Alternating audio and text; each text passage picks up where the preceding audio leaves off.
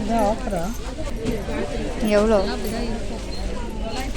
980 ரூபாய். இது எவ்வளோப்பா இது?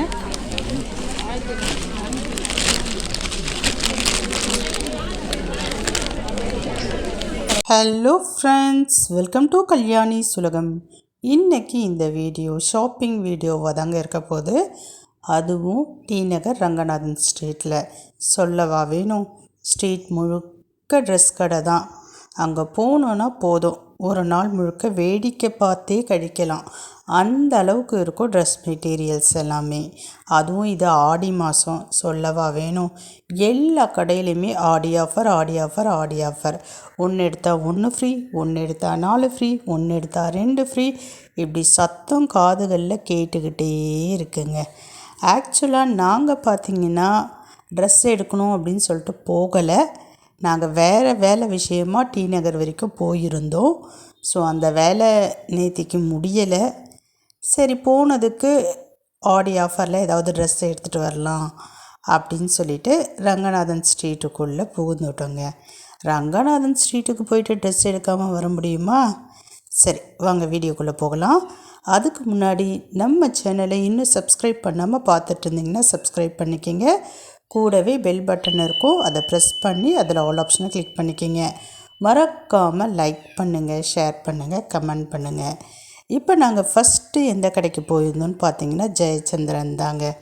ஜெயச்சந்திரன் கடையில் பாருங்கள், என்ட்ரன்ஸ்லேயே எவ்வளோ கூட்டம் இருக்குன்ட்டு. ஆக்சுவலாக நாங்கள் கொண்டு வந்த பேக் இருக்குது பாருங்கள், அதுக்கு டோக்கன் போகிறதுக்கே 15 மினிட்ஸ் ஆச்சுங்க. கிட்டத்தட்ட 10 மினிட்ஸுக்கு மேலே வெயிட் பண்ணி அதுக்கப்புறமேட்டு தான் டோக்கன் போட்டே கொடுத்தாங்க. பாருங்கள், வெளியிலேருந்து எவ்வளோ கூட்டம் இருக்குன்னுட்டு. அந்த கூட்டத்தில் போய் ஜஸ்ட்டு நான் பார்த்தேன்.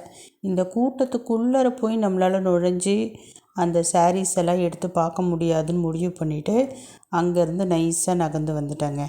அதுக்கப்புறம் கொஞ்சம் கூட்டம் கம்மியாக இருக்கிற இடத்துல சாரீஸ்லாம் எடுத்து பார்த்தேன். பாருங்கள், ரேட்லாம் வந்து பார்த்திங்கன்னா 700, நான் பார்த்தது 700, 800, 900 அந்த மாதிரி தான் இருந்தது. இப்போ நான் இந்த க்ரீன் கலர் சாரீ பார்த்துட்ருக்கேன் பாருங்கள், அது வந்து பார்த்திங்கன்னா 900 சம்திங் இருந்தது. இப்படி நான் பார்த்த வரைக்கும் சாரீஸ் எல்லாமே பார்த்திங்கன்னா 1000 ருபீஸ், 900 ருபீஸ் அப்படி தான் இருந்தது. பட் ஆஃபர்னு தனியாகவே வந்து பார்த்திங்கன்னா தனித்தனியாக நிறைய இடத்துல போட்டு வச்சுருந்தாங்க. 248, அடுத்தது 400, 1+1, 2+1 அந்த மாதிரிலாம் போட்டிருந்தாங்க. பட் அதெல்லாமே அந்த இடம் எல்லாமே ரொம்ப கூட்டமாக இருந்தது. அந்த கூட்டத்தில் நிச்சயமாக இவங்க அப்பாவோடு போயிருக்கிறப்ப பார்த்து எடுக்க முடியாதுன்னு எனக்கு தெரியும். அதனால் டைம் வேஸ்ட் பண்ண வேணான்னு சொல்லிவிட்டு அந்த கூட்டத்திலலாம் நான் நின்று பார்க்கவே இல்லைங்க. ஏன்னா என்னுடைய ஹஸ்பண்ட் அந்த அளவுக்கு நின்று பொறுமையாக பார்த்து எடுக்க விட மாட்டார். அதனால் அந்த ஆஃபர் இருக்கக்கூடிய இடத்துக்கு நான் போகல. ஆனால் உண்மையிலே நிறைய ஆஃபர் இருக்குதுன்னு நினைக்கிறேன். இது வேறு ஆடி மாதம் எண்டு டைம் இல்லைங்களா, அதனால மக்கள் கூட்டம் ரொம்பவே ஜாஸ்தியாக இருந்தது. தேவைப்படுறவங்க போய் பாருங்கள்.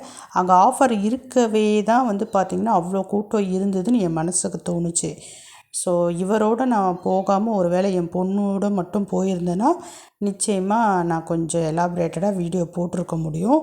பட் சாரி, அந்த அளவுக்கு என்னென்ன ஆஃபர் அப்படின்றத என்னால் டீட்டெயிலாக கொடுக்க முடியல இந்த வீடியோவில். இப்போ நான் சாரீ செக்ஷன்லேருந்து பக்கத்தில் இருக்கக்கூடிய என்னுடைய மகள்க போடுற மாதிரி வெஸ்டர்ன் வியர் ட்ரெஸ் செக்ஷனுக்கு தான் வந்திருக்கேங்க. இங்கேயுமே நிறைய ஆஃபர்லாம் இருந்தது. 1+1, 2+1, அதே மாதிரி 30% ஆஃபர், 50% ஆஃபர், அந்த மாதிரி ஆஃபர்ஸ்லலாம் நிறைய ட்ரெஸ் போட்டிருந்தாங்க. சாரியில் இருந்த மாதிரியே தாங்க இங்கேயும் ஆஃபர் போட்டிருந்த இடத்துல எல்லா இடத்துலையும் கூட்டம் அதிகமாக இருந்தது. அதனால் நான் இங்கேயுமே எந்த ட்ரெஸ்ஸுமே பார்க்கவும் இல்லை, வாங்கவும் இல்லை. அங்கேருந்து வெளியில் வந்தாச்சு. இப்போ ஆப்போசிட்டில் இருக்கிற ஜெயச்சந்திரனுக்கு நாங்கள் வந்திருக்கோம். அதாவது பார்த்திங்கன்னா ஜென்ஸ் செக்ஷன் இருக்குது இல்லைங்களா, அங்கே வந்துட்டு நான் ஓரமாக உட்காந்துட்டேன். என்னால் முடியல. அங்கே லேடிஸ் செக்ஷனில் ஒரு 20 நிமிஷம் 30 நிமிஷம் டைம் ஸ்பெண்ட் பண்ணோம் இல்லைங்களா, பட் எதுவுமே எடுக்கலை. அதனால் டயர்டாக வந்து இங்கே ஓரமாக உட்காந்துட்டேன். அப்பாவும் மகளும் பார்த்து அவருக்கு ட்ரெஸ் எடுத்தாங்க. அப்பப்போ நடுவில் என்னை கூப்பிட்டு இந்த ட்ரெஸ்ஸு நல்லா இருக்கா, இந்த ஷர்ட் எடுத்துக்கிட்டோமா, இந்த ஃபேண்ட் எடுத்துக்கிட்டோமா அப்படின்னு மட்டும் கேட்டுக்கிட்டாங்க. நானும் உட்காந்த இடத்துல இருந்தே வேலை மிச்சம் அப்படின்னு சொல்லிவிட்டு எடுத்துக்கங்க உங்களுக்கு பிடிச்ச மாதிரி அப்படின்னு சொல்லிட்டேன். என்னுடைய மக தான் அங்கேயும் இங்கேயும் ஓடி ஓடி அவங்க அப்பாவுக்கு பார்த்து எடுத்துகிட்டு இருந்தா. அவங்க அப்பா வந்து மகள் எடுத்து கொடுத்ததை அப்படியே தலையாட்டிக்கிட்டு எடுத்துக்கிட்டாரு. எப்போவுமே அவர் அப்படிதாங்க, நான் எடுத்து கொடுத்தாலும் கம்முன்னு எடுத்துப்பார். அதே மாதிரி அவளுங்க மகள்கள் எடுத்து கொடுத்தாலும் கம்முன்னு எடுத்துப்பார். இன்னும் சின்னவ வரல, அவள் ஸ்கூல் போயிருக்கா. ஒருவேளை அவள் வந்திருந்தான்னு வச்சுக்கிங்களேன், அவங்க 2 பேருக்குள்ளேயே போட்டி. நான் எடுத்து கொடுத்ததை தான் அப்பா எடுத்துக்கணும், இல்லை நான் எடுத்து கொடுத்ததை தான் எடுத்துக்கணும் அப்படின்னு சொல்லிட்டு 2 பேருங்களுக்குள்ளேயும் போட்டி வரும். இன்றைக்கி பெரியவ மட்டும் வந்ததுனால கம்முன்னு அவள் எடுத்து கொடுத்ததை எடுத்துக்கிட்டாரு. இந்த விஷயத்தில் வந்து பார்த்திங்கன்னா உண்மையிலே சொல்கிறாங்க, எது எடுத்து கொடுத்தாலும் கம்முன்னு எடுத்து தைச்சி போட்டுப்பார். இதுதான் வேணும் அதுதான் வேணும் அப்படி தான் அவர் இஷ்டத்துக்கு அப்படிலாம் எதுவுமே கிடையாது. நாங்கள் எந்த ட்ரெஸ்ஸு எடுத்து கொடுத்தாலும் கண்ணை மூடிட்டு தைச்சி போட்டுப்பார். இப்போ வந்து ஷர்ட் வந்து எடுத்துட்டா என் பொண்ணு, ரொம்ப சந்தோஷம். இப்போ கிழிச்சிக்கிட்டு இருக்க ஷர்ட்டு வந்து பார்த்திங்கன்னா ஆக்சுவலாக மிக்கி மவுஸ் போட்ட ஷர்ட்டு. அந்த ஷர்ட்டு நான் உட்காந்த இடத்துல இருந்தே சொல்லிக்கிட்டு இருக்கேன், அது வேணாமா, டீனேஜ் பசங்க போடுற மாதிரி இருக்கும், அப்பாவுக்கு செட் ஆகாது அப்படின்ட்டு. அதுக்கு அவள் வந்து அதெல்லாம் முடியாது, அந்த சட்டையை தான் போடணும் அப்படின்னு சொல்லிட்டு அடம் பிடிச்சி அந்த ஷர்ட்டையே வந்து பார்த்திங்கன்னா கிழிக்க சொல்லிட்டா. அடுத்ததாக பார்த்திங்கன்னா அதுக்கு ஜீன்ஸ் எடுக்கணும் அப்படின்னு சொல்லிட்டு சொன்னான். நான் சொல்லிட்டேன், இருக்கிற ஜீன்ஸு அப்பா போட மாட்டேங்கிறாரு, ஏதாவது ஒரு ஜீன்ஸுக்கு அதை மேட்ச் பண்ணிப்பார் வச்சிருடி அப்படின்னு சொல்லிட்டு. அடுத்தது கடையிலேயே அவங்க அப்பாவை கூப்பிட்டு சொல்கிறா, அப்பா இந்த ஷர்ட்டை நீங்கள் வந்து ஜீன்ஸுக்கு மட்டும்தான் போடணும் அப்படின்ட்டு. அவரை சரிம்மா அப்படின்ட்டாரு. அடுத்தது ஃபைனலாக நான் எழுந்து வந்து என்ன ஷர்ட்டு என்னென்ன கலரு அப்படின்ட்டு செக் பண்ணியாச்சு. அங்கேருந்து ஃபேண்ட் எடுக்கிறதுக்கு அடுத்த செக்ஷனுக்கு போயிட்டோம். ஃபேண்ட்லாம் வந்து பார்த்திங்கன்னா ரொம்ப நேரம் ஆகாது, ஷர்ட்டுமே கூட பார்த்திங்கன்னா ரொம்ப நேரம் ஆகாது. நாங்கள் வந்து ஷர்ட்டை மட்டும் கொஞ்சம் நேரம் பார்த்து எடுத்து கொடுத்துட்டோன்னா அவங்க அப்பா அதுக்கு மேட்சான ஃபேண்ட்டை வந்து எடுத்துடுவார். பார்த்திங்கன்னா அதே மாதிரி தான், ஒரு 10 நிமிஷம் கூட ஆகலை. ஷர்ட் எடுக்கக்கூடிய இடத்துல அவங்க பொண்ணு பார்த்ததுனால ஒரு 20 நிமிஷம் டைம் ஆச்சு. ஃபேண்ட் வந்து அப்படியே கடைக்காரவங்க கையில் கொடுத்து அதுக்கு மேட்சான 2-3 ஃபேண்ட்டில் எது பெஸ்ட்டாக இருக்கோ அதை சூஸ் பண்ணி அவங்க அப்பாவே எடுத்துக்கிட்டாரு. ஒரு வழியாக அவங்க அப்பாவுக்கு ஃபேண்ட்டு சட்டையை எடுத்தாச்சு. அவருக்குமே எடுக்கணும்னு சொல்லிட்டு போகலை. நான் ஏற்கனவே சொன்ன மாதிரி தான், இன்றைக்கி டி நகரில் போய் டைம் ஸ்பெண்ட் பண்ணணும், இவ்வளோ அமௌண்ட்டு செலவு பண்ணணும்னு எங்கள் தலையில் எழுதியிருக்குன்னு நினைக்கிறேன். அதுதான் சரின்னு ஒரு வழியாக பார்த்திங்கன்னா அவருக்கு எடுத்தாச்சு. நெக்ஸ்ட்டு பில் போடணும். எல்லாத்தையும் வாங்கிட்டு பில்லிங் செக்ஷனுக்கு அவர் கிளம்பிட்டார். நாங்கள் 2 பேரும் மறுபடியும் பார்த்தோம், வேறு ஏதாவது அவருக்கு ஷர்ட் எடுக்கலாமா அப்படின்னு சொல்லிட்டு. அவர் அங்கேருந்தே குரல் கொடுத்தாரு, போதும் எனக்கு ட்ரெஸ்ஸு நிறைய இருக்குது, வேணாம் இதுக்கு மேலே எந்த ட்ரெஸ்ஸையும் எடுக்காதீங்க அப்படின்ட்டு. அவருக்கு வந்து பார்த்திங்கன்னா ரெடிமேடு எதுவுமே செட் ஆக மாட்டேங்குது. எடுத்து தைக்கணும்னு பார்த்திங்கன்னா எடுக்கிறதுக்கு ஒரு 2000 ஆச்சுன்னா அதை தைக்கிறதுக்கு ஒரு 1500க்கு மேலே ஆகுது. அதனால் அவருக்கு வந்து பார்த்திங்கன்னா ட்ரெஸ்ஸு மேலே அந்தளவுக்கு நாட்டமே போக மாட்டேங்குது. ஒரு வழியாக பே பண்ணிவிட்டு ஜெயச்சந்திரனில் இருந்து கீழே இறங்கிட்டோம். நாங்கள் 3 பேருமே இறங்கிட்டோம். எனக்கு தான் மனசு கேட்கவே இல்லை. அதாவது என்னுடைய மகளுக்கு ஏதாவது எடுத்து கொடுத்துடலாம் அப்படின்னு சொல்லிட்டு. குழந்தை வந்து ஆசையாக பார்த்தா இல்லைங்களா, அதனால் அவளுக்கு ஏதாவது ட்ரெஸ்ஸு எடுத்து கொடுத்துடணுன்னு மனசில் தோணிக்கிட்டே இருந்தது. அவள் வேறு சின்னவ வேறு சொல்லிகிட்டே போனான், பெரியவளுக்கு எடுத்திங்கன்னா எனக்கும் எடுக்கணும், மறக்காமல் எடுத்துகிட்டு வாங்க அப்படின்னு சொல்லிட்டு ஒரு பெரிய லிஸ்ட்டே கொடுத்து அனுப்பிச்சிட்டு ஸ்கூலுக்கு போனான். சரி 2 பேருக்கு மட்டும் எதையாவது பார்த்து எடுத்துடலாம் அப்படின்னு சொல்லிட்டு அடுத்ததான் நாங்கள் எங்கே போனோம் அப்படின்னு சொல்லிட்டு பார்த்திங்கன்னா சரவணா ஸ்டோருக்கு போனோம். சரவணா ஸ்டோர்னால் வெளியில் இருக்குது பாருங்கள், ரங்கநாதன் ஸ்ட்ரீட் இல்லை, அதுக்கு ஆப்போசிட்டில் சரவணா செல்வரத்னம் இருக்கு இல்லைங்களா, அந்த கடைக்கு வந்து போயிருந்தோம். அங்கே பார்த்திங்கன்னா எப்போவுமே அந்த கூட கூட்டமாக தான் இருக்கும். நாங்கள் போய் டி நகருக்கு போய் கொஞ்சம் வருடங்கள் ஆகுதுன்னே சொல்லலாங்க. ஃபஸ்ட்டுலாம் அடிக்கடி டி நகருக்கு போவோம். இப்போ எனக்கு டி நகர் போகணுன்ற எண்ணமே தோண மாட்டேங்குது. நிறைய பேக்ரவுண்டு இருக்குது அதுக்கு, அதெல்லாம் காலம் வரப்போ சொல்கிறேன். சரி வாங்க இப்போ வந்த வேலையை பார்க்கலாம். ட்ரெஸ் எடுக்கிறது தாங்க சொல்கிறேன். ட்ரெஸ் எடுக்கணும்னு சொல்லிட்டு இந்த கடையில் சுற்றி பார்க்குறோம், எந்த ட்ரெஸ்ஸுமே செட் ஆகலை. நானும் முடிஞ்ச அளவுக்கு இலக்கியா சீக்கிரம் பார்த்து எடுத்துகிட்டு வாம்மா, பாப்பா ஸ்கூலுக்கு போயிருக்கா, அவள் ரிட்டன் வர்றதுக்குள்ளே நம்ம போகணும். அது மட்டும் இல்லாமல் அப்பா கொஞ்ச நேரம்தான் சும்மா இருப்பார், அதுக்கப்புறமேட்டு சீக்கிரம் சீக்கிரம் சொல்ல ஆரம்பிச்சிருவார். அதுவும் உங்களுக்கு ட்ரெஸ் எடுக்கணும் அப்படின்னவே அவர் கொஞ்ச நேரம் அமைதியாக உட்காந்துட்ருக்காரு. இதுவே எனக்கு எடுக்கணும்னு சொல்லியிருந்தேன்னா இந்நேரம் நீ எடுத்தது போதும் வா போகலாம் அப்படின்னு சொல்லியிருப்பார். அவர் திட்டுறதுக்குள்ளே சீக்கிரம் எடுத்துகிட்டு வா அப்படின்னு சொல்லிக்கிட்டே தான் இருக்கிறேன். எடுத்த பாடே கிடையாது. நானும் அவள் கூட சேர்ந்து ட்ரெஸ்ஸு பார்த்துக்கிட்டு தாங்க இருக்கிறேன். எந்த ட்ரெஸ்ஸுமே செட் ஆகலை. சுத்தமாக எங்களுக்கு எதுவுமே மனசுக்கு பிடிச்ச மாதிரி இந்த டைம் அமையவே இல்லை. என்னன்னே தெரியலங்க. காலையில் வந்த வேலையும் முடியல, அட்லீஸ்ட்டு ட்ரெஸ்ஸாவது எடுக்கலான்னு பார்த்தா ட்ரெஸ்ஸும் எங்களுக்கு பிடிச்ச மாதிரி இல்லை. கொஞ்ச நேரம் பார்த்த பிறகு தான் எங்களுக்கு திடீர்னு ஸ்ட்ரைக் அவுட் ஆச்சு. இங்கே எந்த ஆடி ஆஃபரும் இல்லையா அப்படின்ற மாதிரி தோணுச்சு. சரின்னு சொல்லிவிட்டு அங்கே இருக்க ஷாப்கீப்பர்ஸ், அந்த கேர்ள்ஸ் இருக்காங்க இல்லைங்களா ஃப்ரண்ட்டில், அவங்கள தேடி கண்டுபிடிச்சி இங்கே ஆடி ஆஃபர்லாம் எதுவும் இல்லையாம்மா அப்படின்னு சொல்லிட்டு கேட்டேன். அக்கா என்ன இப்படி கேட்டுட்டீங்க, அங்கே பாருங்கள் ஃப்ரண்ட்டில் அப்படின்னு சொல்லிட்டு காமிச்சாங்க, கை காமிச்சாங்க. பார்த்தீங்கன்னா நிறைய பாக்ஸாக குவிஞ்சு கிடந்தது ட்ரெஸ்ஸு.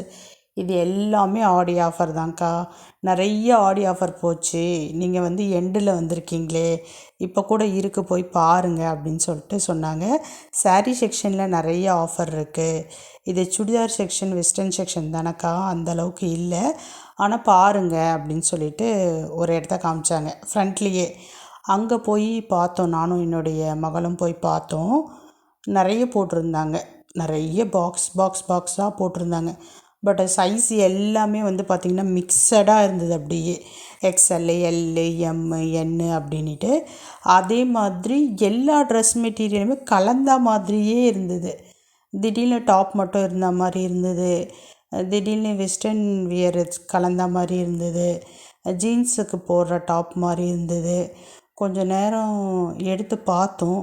இது வேலைக்காகாது, செட் ஆகாது, பார்க்க வேணாமா, டைம் வேஸ்ட் பண்ண வேணாம் அப்படின்னு சொல்லிட்டு அங்கேருந்து கிளம்பிட்டோம்.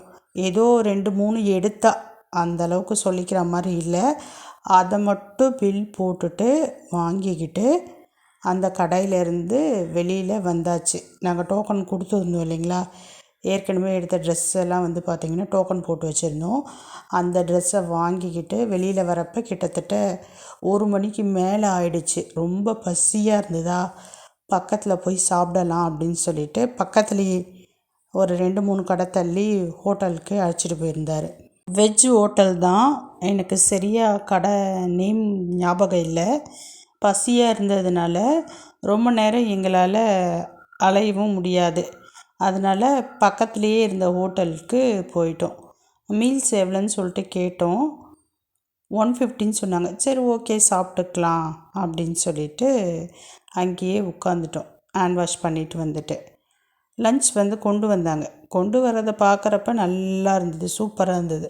நிறைய வெரைட்டியாக வச்சு எடுத்துகிட்டு வந்துருந்தாங்க, விதவிதமாக இருந்தது.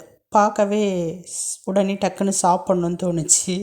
பசியாக வேறு இருக்கிறோம் இல்லைங்களா, அதனால் டக்குன்னு எல்லாத்தையும் கிடுகிடுன்னு சாப்பிட ஸ்டார்ட் பண்ணிட்டோம். ஃபஸ்ட்டு எடுத்தோடனே ஸ்வீட் ஸ்டார்ட் பண்ணோம். ஸ்வீட்லேயே அப்செட் ஆகிட்டோங்க. கேசரின்ற பேரில் அது கேசரி மாதிரியே கிடையாது. என்ன பண்ணுறது, சரி கேசரி தான் அப்படி இருக்குது, மற்றது ஐட்டம்லாம் நல்லாயிருக்கும் அப்படின்னு சொல்லிட்டு, ஏன்னா ஐட்டம் பார்க்குறதுக்கு நிறைய இருந்தது. பார்த்திங்கன்னா சாம்பார், ரசம், மோர், தயிர், ஸ்வீட்டு, கூட்டு, அப்பளம் இதெல்லாமே இருந்தது. ரைஸ் மட்டும் பார்த்திங்கன்னா எங்களுக்கு எடுத்துகிட்டு வரப்பவே கொஞ்சம் பார்த்திங்கன்னா என்னடா இது சூடாக இல்லையே அப்படின்ற மாதிரி ஃபீல் பண்ணும். ஏன்னா வீட்டில் எல்லாமே சுட சுட சாப்பிட்டு பழகிட்டோம் இல்லைங்களா.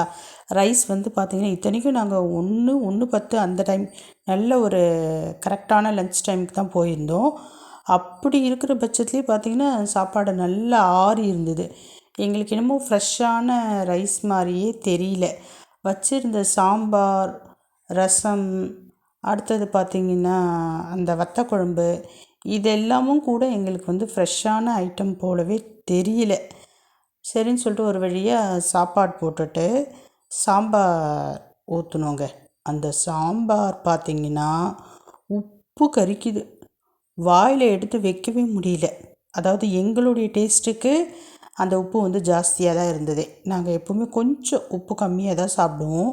சரி அட்ஜஸ்ட் பண்ணி சாப்பிட்டுக்கலாம் வந்த இடத்துல என்ன பண்ணுறது அப்படின்ட்டு ஊற்றுனா நல்லாவே தெரியுதுங்க. சாம்பாரில் வந்து பார்த்திங்கன்னா அட்ஜஸ்ட் பண்ணியிருக்காங்க. சுடு தண்ணியை ஊற்றி மிக்ஸ் பண்ணி அதில் உப்பு போட்டிருக்காங்க நினைக்கிறேன். அதனால தான் சாம்பார் வந்து பார்த்திங்கன்னா அந்தளவுக்கு டேஸ்ட்டே வரல. என் வீட்டுக்காரர் என் மூஞ்சை பார்க்குறாரு, நான் என் பொண்ணு முகத்தை பார்க்குறேன், என் பொண்ணு என் வீட்டுக்காரர் முகத்தை பார்க்குறாரு. பிடிக்கல 3 பேருக்குமே. சாம்பார் வந்து பார்த்திங்கன்னா அந்தளவுக்கு சொல்லிக்கிற மாதிரியே இல்லை. ஒரு வழியாக சாம்பார் ஊற்றி சரி பிசைஞ்சு சாப்பிட்லாம் அப்படின்னு சொல்லிட்டு பிசைஞ்சு ஒரு வாயில் வைக்கிறப்பவே நல்லா தெரியுது. சாம்பாரை வந்து பார்த்திங்கன்னா மேனேஜ் பண்ணியிருக்காங்க. அதாவது எல்லா மிச்சமான சாம்பாரையும் ஒன்றா ஊற்றி அதில் சுடு தண்ணி கலந்து உப்பு சேர்த்துருக்காங்கன்னு நினைக்கிறேன். அதனால தான் சுத்தமாக டேஸ்ட்டே வரலை. சரி ஓகே, நம்ம வீட்டில் சாப்பிட்ற மாதிரியே நம்ம வெளியில் வர இடத்துலையும் எதிர்பார்க்க முடியாது அப்படின்னு சொல்லிட்டு சாம்பாருக்கு அடுத்தபடியாக வத்த குழம்பு டேஸ்ட் பண்ணேங்க. இன்னும் சொல்லவே தேவையில்லை, சுத்தமாக நல்லாவே இல்லைங்க. ஒரு மீல்ஸ் வந்து பார்த்திங்கன்னா 150 ருபீஸ் வாங்குகிறாங்க. ஒர்த்தே இல்லை. ஒர்த்து இல்லைனா கூட பரவாயில்ல, எனக்கு வந்து அதை ஃப்ரெஷ்ஷாக அப்போ செஞ்ச மாதிரி தோணவே இல்லை. கண்டிப்பாக அது எல்லாமே மீந்ததை வச்சு மேனேஜ் பண்ணியிருக்காங்கன்னு நினைக்கிறேன். ஒரு வழியாக சாப்பிட்டு முடிச்சுட்டு பே பண்ணிவிட்டு அங்கேருந்து கிளம்பி வந்துட்டோம். நேத்திக்கு தினம் இப்படி தாங்க போச்சு. எங்களுக்கு வந்து ரொம்ப போராக தான் போச்சு நேத்திக்கு தினம். கிளம்புறேன், பாய்.